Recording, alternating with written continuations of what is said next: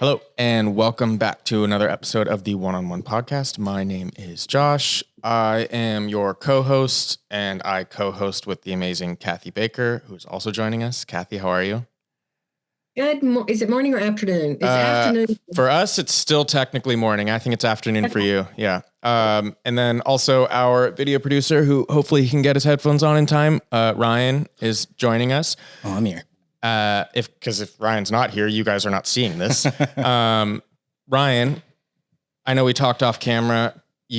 Normally I do these fun little stupid questions that I ask you and Kathy, but it sounds like you have a fun one. Yeah, I got one. I got one for today, and it totally leads into the episode. I'm taking this off your hands for a sec. I appreciate that. All right.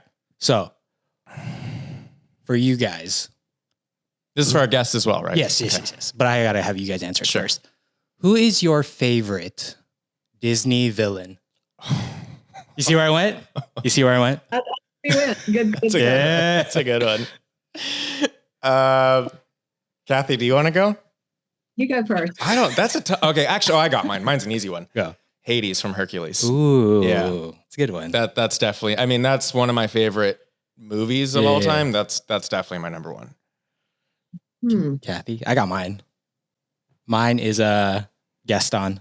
Oh, Gaston, that's a good one too. That's a very good one. That was going to be, yeah. That was mine, actually, because that is one of my favorite Disneys. And I'm not going to state the obvious. I'm going to let her state the obvious. Can I vote with Ryan? Yes, you can. So that's 2 for Gaston. Kathy, then do you want to introduce our guest? I am so excited and I'm truly honored to introduce someone who's very special to me. I'm very pleased now to call her friend, and that's Darlene Elmer. And she is from ROG Freedom are you Spartanburg or Greenville, South Carolina? So she's one of my Southern sweet tea ladies. Darlene, who would be your favorite Disney? Well, there is only one option in my life. That would be Cruella de Vil. Yes.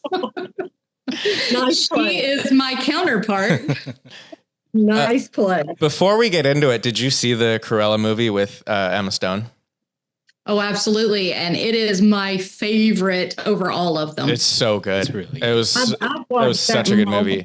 Yeah. I've watched it actually multiple times. That was out of all the live action remakes, that was my favorite. I was very surprised by it. Yeah, that was really good. Anyways, we got to talk real estate. Sorry, Darlene.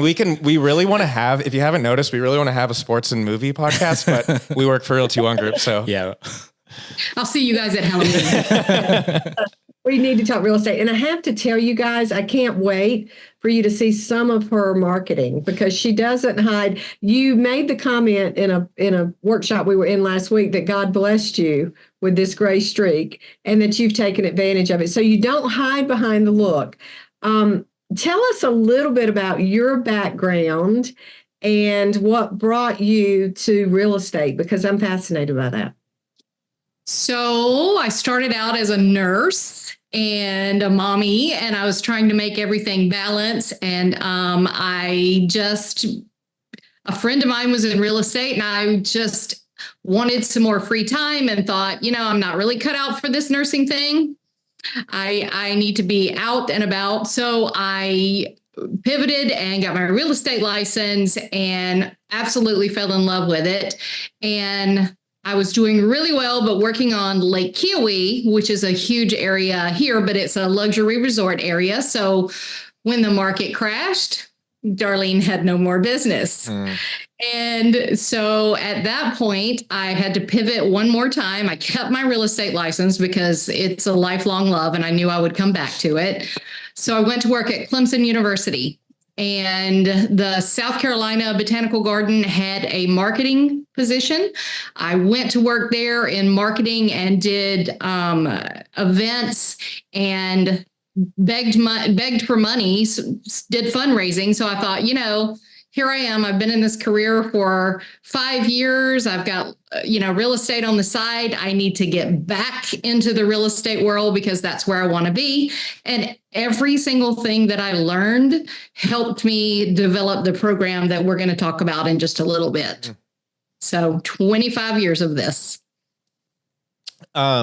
It's really nice, especially for Ryan and I, to talk with someone with a marketing background. But also, I want to know, before we get into your program, how has that I mean, I know it's part of your program, but how has that helped you? How does that give you a leg up from other agents, knowing that you have a professional marketing background? It helps me just simply because I can see the picture that I want to paint for people to see. Yeah.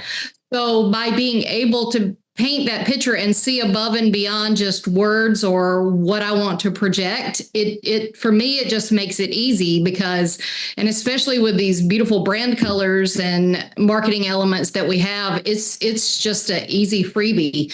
So it's like just, taking the word and making 10,000 things out of it in a day's time. I wish we could bring in our whole entire marketing team to hear what you just said, because what we've been trying to preach, and all of us have been on this team for years, is like, we've created the bones, right? Like the brand is there, but then it's for you guys to take that and how does it work in your market? And you've clearly knocked that out of the park because, as Kathy told us off camera, you own your market. You are definitely number one in your market. Thank you. But I do want to get into your relationship with One Coaching. And I know, Kathy, we were chatting about the idea of building your personal brand. And I know that's something that you've done very well, Darlene. Thank you. So maybe we can just kind of get into an overview of the course that you are going to be offering through One Coaching. So I am a managing partner right now, and I've been bringing agents on. And part of what I've been using for my recruiting is offering them a glimpse into my Be the Neighborhood Queen program. And people are like, I can't even imagine how to begin that or what to do. But once I get them on board and, I mentor them, I tutor them. And I thought, I really need to share this with more agents and be able to put it on a platform to be able to charge for it. Because in this market, when things are so tight, we're all looking for a way to make ourselves stand out. Mm-hmm. And marketing is phenomenal and fantastic, but you've got to be on camera and you've got to be constant. And with this program, it gives those that aren't quite as comfortable in that position a hand up. So I live in a community that has 500 homes. We're still under development, so we'll still be adding homes. But I just went in and looked for the weaknesses. We had no one that was over the Facebook page, no one doing a newsletter, no one doing events, and no one doing welcome. So they were doing it just a little bit, but not to what I wanted to see it. I have now 7 other realtors that live in my community with me, but they don't even raise their head. They don't even attempt, because I offer something every month for the community, whether it be it's a hot day at the pool and I'm going to bring out the ice cream truck, or whether it be an entire day event like July the 4th. My day started at 7:30 a.m. with the blood bus and ended when we did fireworks and cleaned up from that after dark. Wow. Well, I think. Go ahead, Kathy. I want to throw in a couple of things that are critical for our listeners. Year after year, the National Association of Realtors does a survey, and they do 2 surveys each October. One is to the consumer, and they ask the consumer. And you kind of have to put these together. They ask the consumer, would you use your realtor again? And both buyers and sellers consistently say, not only would I use my realtor again, but I would tell friends, family, neighbors, coworkers, everyone I know to use my realtor at a rate of 84 to 86%. 84 to 86%. Yeah. When realtors are surveyed and they say how much of your business is repeat and referral business, it is now at 16%.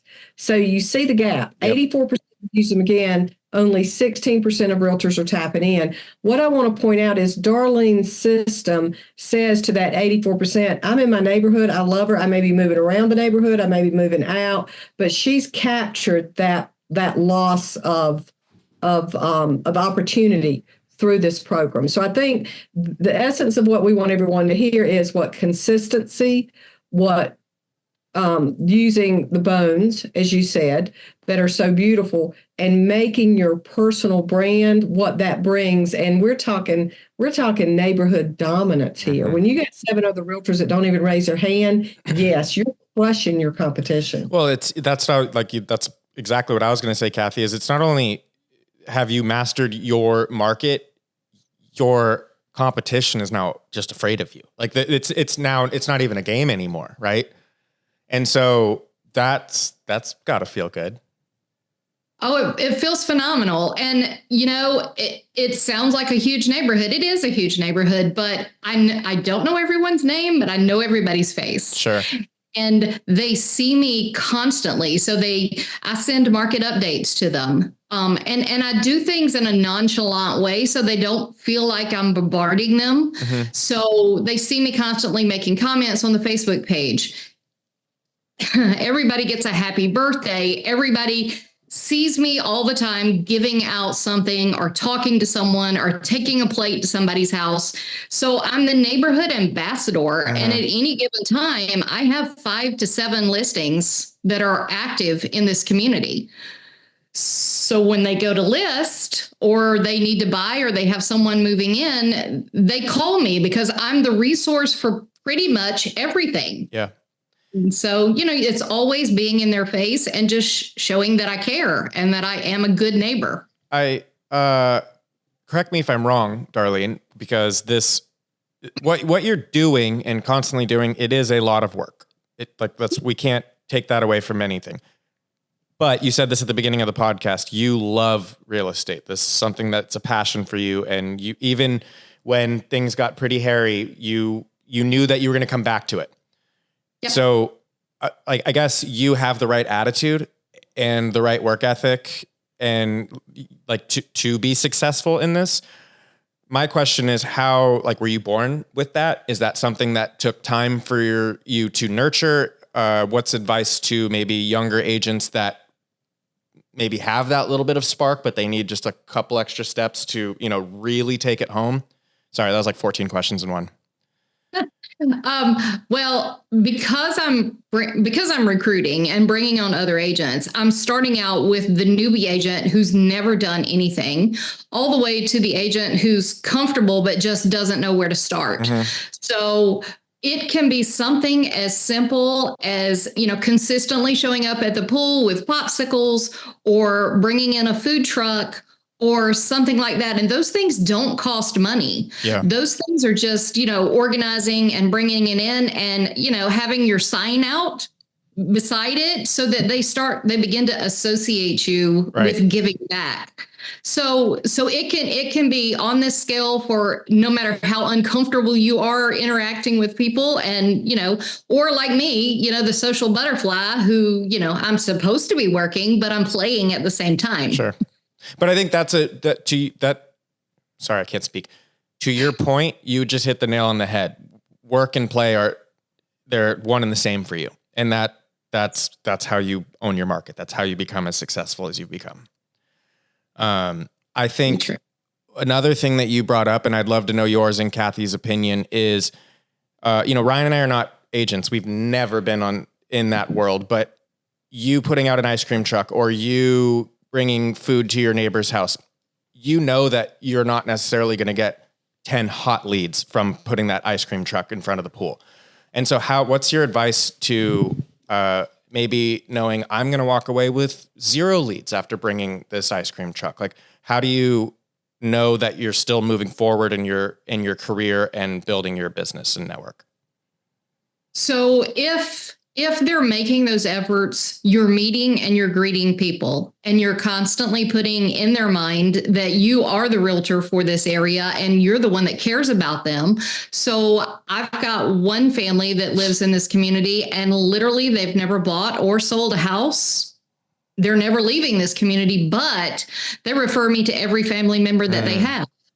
And it's the caring part of it and the taking care of people. Yeah. So once you give them the love and they feel like they can trust you and build confidence in you, that's the hard part that you have to overcome. You don't have to be the party queen. You don't, it really is just building those relationships.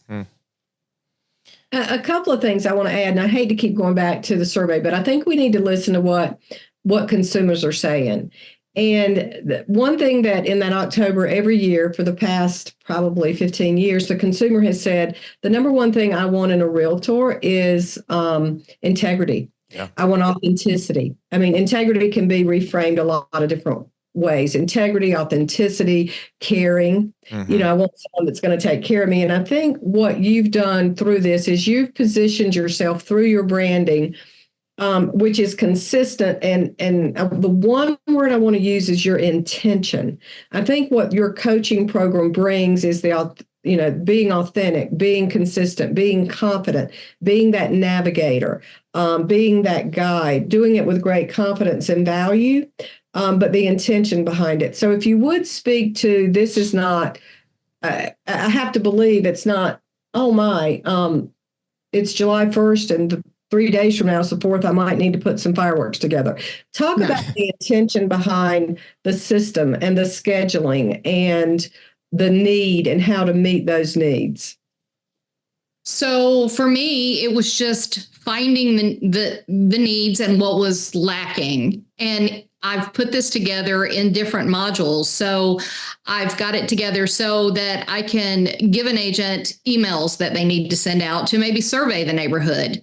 I've put together posts, social media posts that they can make to engage. I've given them a schedule on how they need to market this and how they need to put a link there for them to register. So it's not something that's going to happen overnight. This is something that you have to nurture and build, but using that integrity and using your heart, it will build so much faster than they ever believed. And I bring them out and let them mentor me as we go through any event that they choose.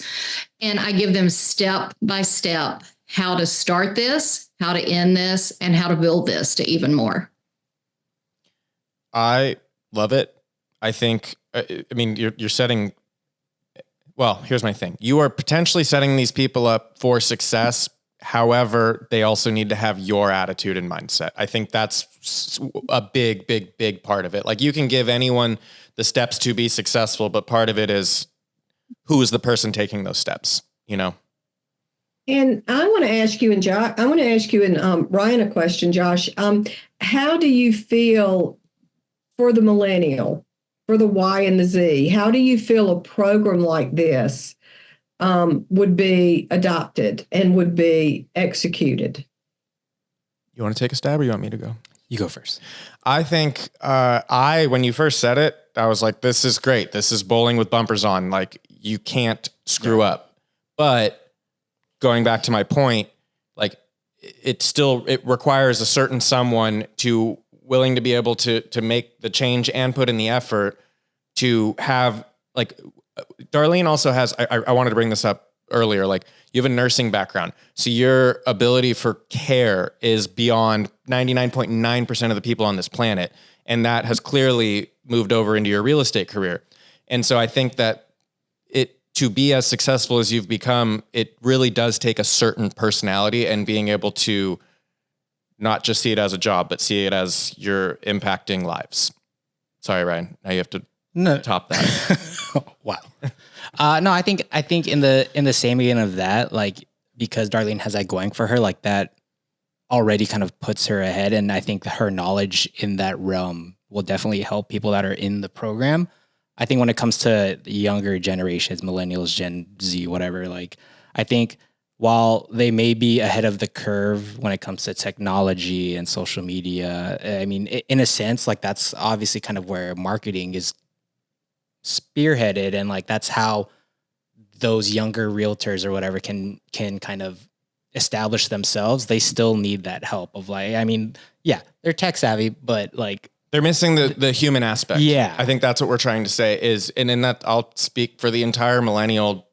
Gen Zs are going to be pissed that I'm going to say this, but, like, that is what we lack. Yeah. That's absolutely what we lack. And I can almost guarantee that's what these new agents that are going to be coming in are going to be lacking, is the social aspect of it, the care aspect of it. They might be able to code their own website or create a marketing campaign or a drip campaign that is unlike anything we've ever seen before. But if you don't have that personal touch and be able to have that true social interaction, then it goes back to what you said, Kathy, because all they care about is integrity. Yeah. And we actually, I mean, we say that a lot in a lot of episodes. It's like you're building relationships, right? Like I know it's easy for us, like look at it as transactions, but I know Kathy, you've said it many times and we say it a lot, like it's building that personal relationship because I don't think it might not cross that younger realtor's mind that at the end of the day, like aside from, maybe getting that transaction, if you're building that relationship with that person, you're giving that person an opportunity to give you more business later because I mean you're going to trust them like that. I think that's something that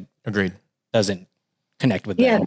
And I love that response, and that's why I'm so excited about this program because I think it's branding in a box. Yep. Yeah. I mean, I think it's saying these are the steps, these are the things you have to do. These are even right down to the templates, right down to the scripting, and now just get the freaking ice cream truck and show up. Yeah. Right, with your handed out. So that's what I'm personally so excited about this because I love the Y and Z generation. I think the potential for them to own this industry is so high. And I love the fact, and Darlene, thank you in advance for giving them the runway and basically saying just freaking, get in the plane and let's go. So I'm super excited about this because I think this has just got amazing potential for the Z's. And think about this. Think about potentially, Darlene, if the boomer, you say, the boomer can say, I've got this book of business,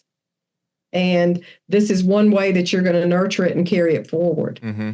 So super. Right. And I like to think too, I'm hanging out with these kids this age all day long, of course, and, they're my kids, but real estate has gone old school lately. Everybody's saying, knock on the door, walk around the neighborhood, and that absolutely terrifies them. Yep. Mm-hmm. So this gives them a way to do what they need to accomplish, but not do that terrifying activity because you're with friends. Yep. Yeah. I think that's great. Timestamp that. I love that line. Real estate's gone old school lately. I think that's a great line. Gives them one pop. What's that? This gives them a one pop. Yeah. I think, Darlene, though, you out of what is this, our 75th episode or something? It's so tangible. I don't know if there's a better word. It's like, I think when people listen to this episode, they're like, okay, I need to learn more about this program. This is a game changer. Like, it's just everything that you're saying is like, do these steps. Care, have some passion, put a little effort behind your business. Like, you can be successful. Yes. Just do it. Yeah. Just do it. Like, just to quote Nike, Yeah. Put your efforts where your heart is. Mm-hmm. Yes. Put your energy where your heart is, and the return, the yield. Oh yeah. I mean, what's your average sales price? My average sale price is around $450.